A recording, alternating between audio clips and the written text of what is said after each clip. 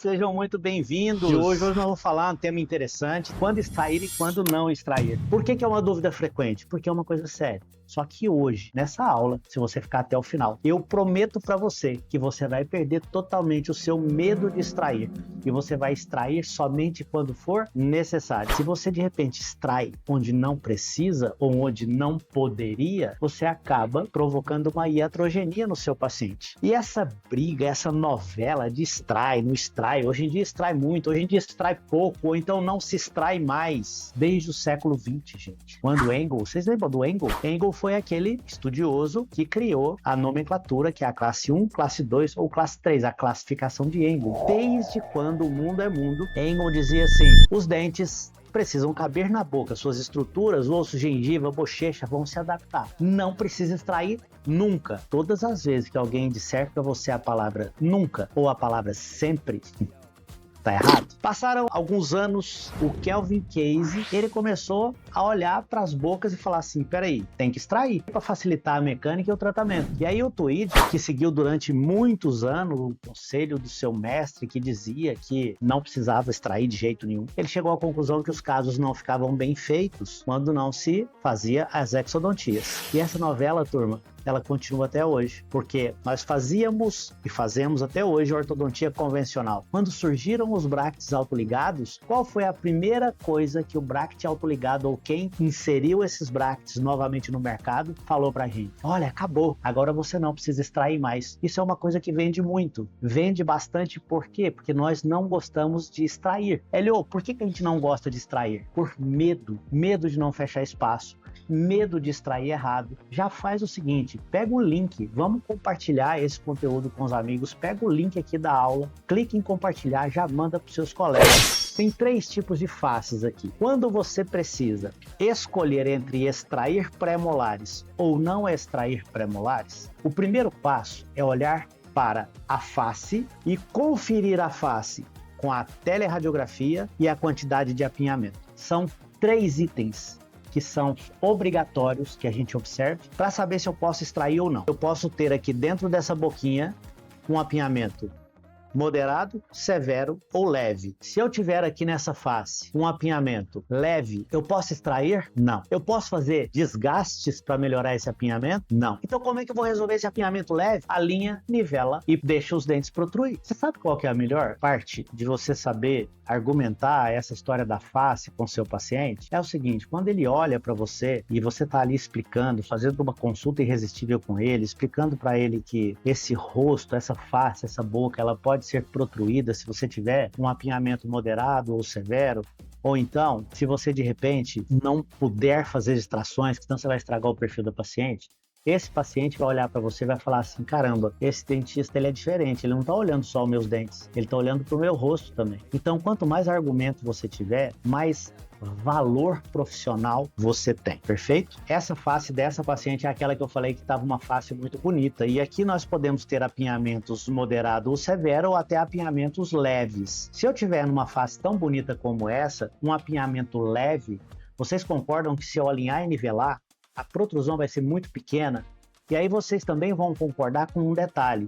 Se o lábio dessa paciente aqui protruir levemente, se o lábio dela protruir levemente, o rosto, a face, ainda vai ficar bonita. Significa que eu posso fazer o tratamento dela somente alinhando e nivelando. Mas se eu tenho um apinhamento moderado ou severo, eu estou correndo o risco de protruir bastante os incisivos e, inclusive, protruir o lábio dessa paciente. Se eu protruir o lábio dessa paciente, vai ficar bom? Não, eu não quero protruir. Se você não quer protruir, o que você pode fazer? Se eu tiver um apinhamento moderado, eu até posso pensar em alguns desgastes interproximais. É óbvio que não se faz desgaste interproximal em qualquer dente e não se faz desgaste interproximal em incisivos com qualquer formato. O desgaste interproximal, ele tem que ser em dentes escolhidos e em formatos ideais, senão você comprime a papila gengival dos seus pacientes e essa papila não volta ao normal nunca mais. Então o que eu quero que vocês observem aqui agora é que essa face, por exemplo, diante de um apinhamento moderado, qual seria o tratamento para ela? Muito provavelmente seria os desgastes ou ou slices e PRs interproximais. Agora, se eu tenho um apinhamento severo aqui, professor, e se estiver muito apinhado, é um apinhamento severo,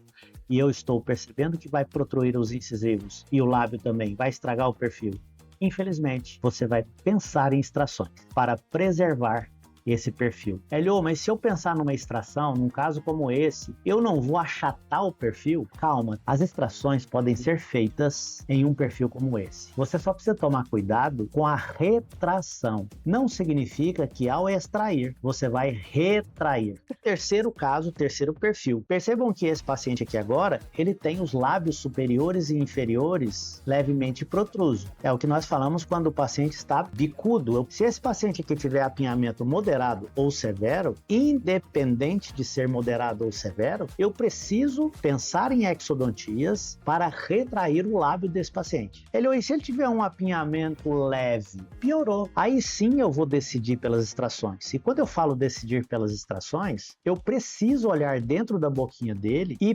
perceber ou conferir qual é a relação antero-posterior dos dentes que ele tem. Se ele está de classe 1 ou se ele está de classe 2. Esse paciente é meu, ele tem uma classe 2 completa de molares. Essa exodontia que já foi feita nesse paciente é a exodontia dos dentes 14 e 24. E eu também posso associar a nossa teleradiografia ao apinhamento. Montando o quebra-cabeça agora da nossa teleradiografia com um apinhamento que pode ser moderado ou severo. Vocês estão percebendo que o lábio ele está levemente protruso, mas eu posso ter um apinhamento moderado e severo ou de repente um apinhamento leve. Vocês sabem que na teleradiografia a gente consegue ter a informação da inclinação dos incisivos e a gente consegue ter principalmente a informação sobre as bases ósseas. A teleradiografia ela serve basicamente para isso. O que vocês estão achando dessa inclinação do incisivo superior e do incisivo inferior?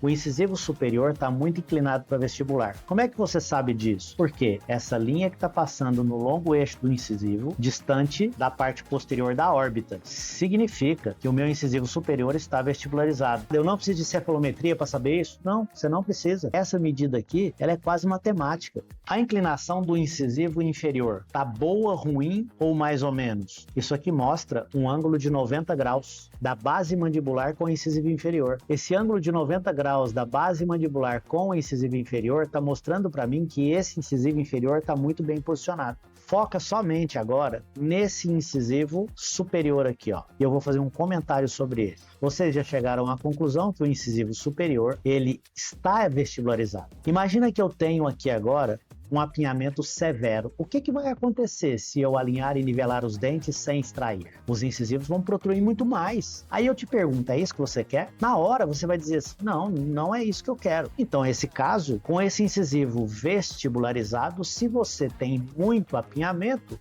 obrigatoriamente você tem que conquistar espaço para poder dissolver esse apinhamento e não protruir o incisivo. Professor, mas isso não vai mexer no perfil do paciente? Não, porque eu acabei de falar que tem muito apinhamento. Eu vou pegar outros exemplos. Se esqueçam desse canino retido. Essa linha que eu estou traçando aqui no longo eixo do meu incisivo superior, eu queria que vocês observassem agora a órbita do meu paciente. A órbita do meu paciente está aqui, ó. Eu te pergunto o seguinte, ó. Essa linha azul, que é o longo eixo do meu incisivo superior, ela está passando atrás da parte posterior da órbita ou essa linha está passando na frente da região posterior da órbita? Com certeza você vai dizer assim, Hélio, essa linha está passando à frente da parte posterior da órbita. Gente, significa que então o meu incisivo superior, ele está levemente lingualizado. Qual é o lugar que essa linha aqui deveria passar para eu falar assim, olha, o incisivo superior está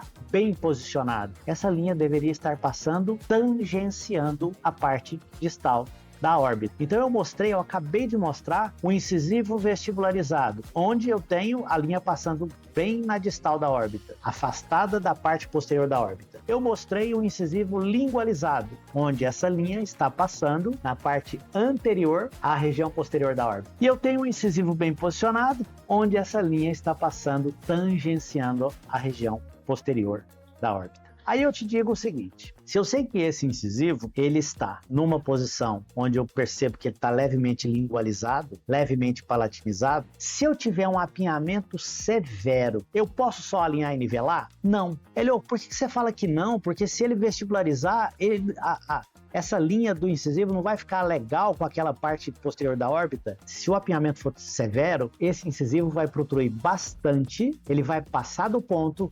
E veja o que está acontecendo aqui nessa teleradiografia com o lábio desse paciente. Ele já é levemente protruso. Você está entendendo que eu tenho que unir, para eu decidir se eu vou extrair ou não, eu tenho que unir 3 informações? Informação número 1, o lábio, a face, vai ficar bonita? Informação número 2, a inclinação dos incisivos na teleradiografia, vai ficar bonito? E a informação número 3, tem ou não tem apinhamento? Porque quando não tem apinhamento, não vai protruir dente.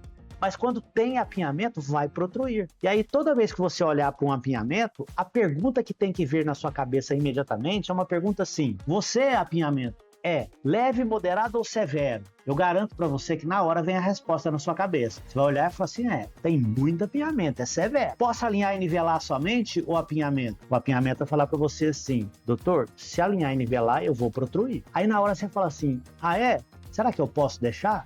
Então vou pedir a opinião para quem? Para o lábio e para a inclinação do dente, que são as áreas afetadas por aquele problema que vai acontecer, por aquele efeito colateral que vai acontecer. E tem um detalhe, tá? Muitos colegas falam assim, professor, nos dias de hoje eu ainda preciso extrair? A gente até não é obrigado a extrair em vários casos. Hoje diminuiu muito a quantidade de extrações, mas por favor, não caiam nessa balela de que você não vai extrair nunca. E não caiam também na balela que você vai extrair sempre. Isso não existe. Por isso que o diagnóstico é importante. Olha, isso foi só um corte. A aula completa com todos os detalhes, estratégias e aplicação clínica vai estar disponível na Ortovenância Academy, a escola mais completa do Brasil para dentistas que querem se destacar de verdade. Lá dentro tem tudo que você precisa: ortodontia, ortopedia funcional dos maxilares, gestão, marketing, vendas, captação de pacientes e uma comunidade que caminha junto com você. E o melhor, essa semana a escola está com uma condição muito especial para novos membros. E é só clicar no primeiro link da descrição. Vai lá, conhece por dentro a Ortovenância Academy e se fizer sentido para você, eu te espero lá do outro lado. Até breve.